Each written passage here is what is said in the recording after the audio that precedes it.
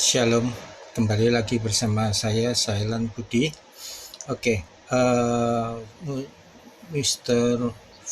Monsignor Fulton menceritakan suatu kisah begini. Ada seorang yang sangat kaya, kemudian dia punya anak yang luar biasa nakalnya.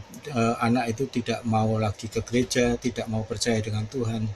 Kemudian orang ini membawa kepada Monsignor Fulton. Monsignor Fulton bilang, biarkan anak ini keluar dari Amerika, biarkan dia mengalami peristiwa-peristiwa yang baik di negara lain. Setahun kemudian anak ini datang lagi ke Fulton, kemudian dia menceritakan bagaimana dia berubah sama sekali. Dia di Meksiko melayani orang-orang miskin, mendirikan yayasan, membantu pengobatan, membantu makanan dan sebagainya, sehingga dari situ, dari orang-orang miskin ini memperkaya hidup dia. Jadi saudara sekalian, miskin atau kaya itu bukan berarti kita itu menderita atau kita bahagia. Buktinya orang kaya ini ternyata sangat tidak bahagia dengan hidupnya. Lalu bagaimana yang membuat kita tidak bahagia itu apa? Karena kita dipenjarakan oleh egoisme kita sendiri. Nah, kita harus keluar dari diri kita sendiri.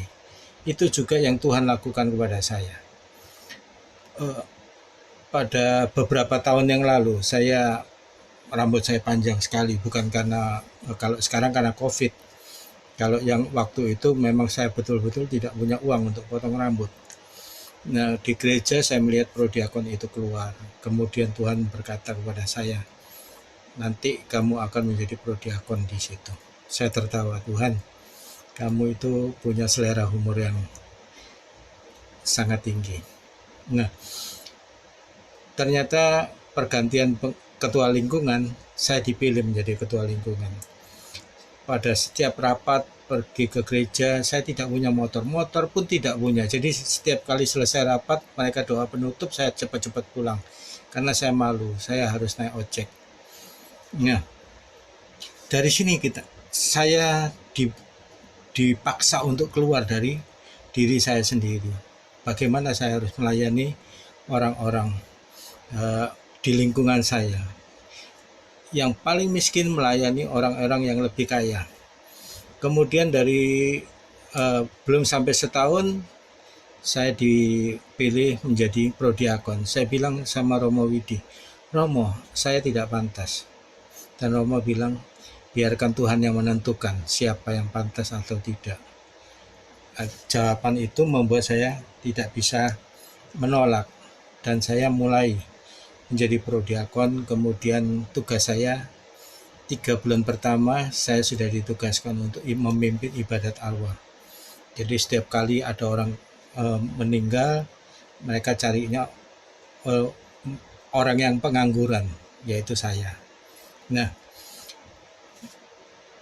terakhir ini 6 tahun yang lalu saya mulai bekerja untuk ke tempat-tempat orang-orang miskin. Saya membagikan semua makanan, pakaian,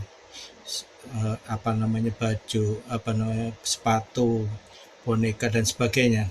Dan Jumat dulu, beberapa Jumat malam saya pergi jam 10, saya pergi ke kolong-kolong jembatan untuk memberi makan orang-orang yang tunawisma di situ.